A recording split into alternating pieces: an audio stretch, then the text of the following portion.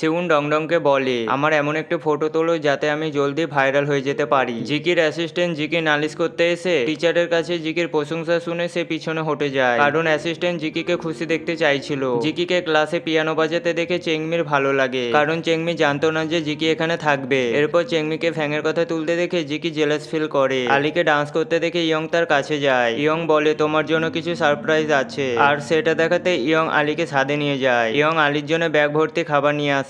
এমি ফ্যাঙের piano বাজানো মনোযোগ দিয়ে শোনে। এমি ফ্যাংকে ইমপ্রেস করার জন্য তার অনেক প্রশংসা করে, কিন্তু ফ্যাং ধরে ফেলে যে এমি কি বলতে চাইছে। এমি বলে, আচ্ছা আমাদের কলেজে সবচেয়ে পুরনো টিচার কে আছেন? আসলে এমি তার বাবাকে খোঁজার জন্য এইসব করছে। জিকি চেংমিকে তার স্টুডিও নিয়ে যায়। জিকির কথায় জানা যায় চেংমি আজ থেকে এই স্টুডিওতে প্র্যাকটিস করতে পারে। ঠিক তখনই অ্যাসিস্ট্যান্টের এন্ট্রি হয়। অ্যাসিস্ট্যান্ট জিকিকে বাঁচানোর জন্য চেংমি থেকে দূরে থাকতে বলে, কারণ গতদিন মিডিয়া চেংমি ও জিকিকে একসাথে দেখে মিথ্যা বদনাম রটিয়েছিল। আজ যাতে সেই ভুল না হয় সেই জন্য জিকিকে অনেক কথা শোনায়। সিউন ডংডংকে নিয়ে পিয়ানো ক্লাসে ঢোকে, দেখে সেখানে কেউ নেই, তাই ডংডংকে দিয়ে তার ফটো তোলানো করায়, কিন্তু সিউনের ফটোগুলি পছন্দ হয় না, তাই সে মেকআপ করতে যায়। এরপর ইয়ং এর এন্ট্রি হয়। ইয়ং ছিল কমেডিয়ান ছেলে, তাই ডংডং এর ক্যামেরাতে সিউনের ফটোগুলি দেখে ডংডংকে খুব চাটে, আর এই কথাগুলি সিউন বাইরে থেকে শোনে। ডংডং বলে সিউন খুব ভালো, সে অন্যের কত কেয়ার করে, তাই সে সিউনকে লাইক করে। ডংডং এর মুখ থেকে তার এত প্রশংসা শুনে সিউন খুব লজ্জা পায়। জিকি চেংমিকে বলে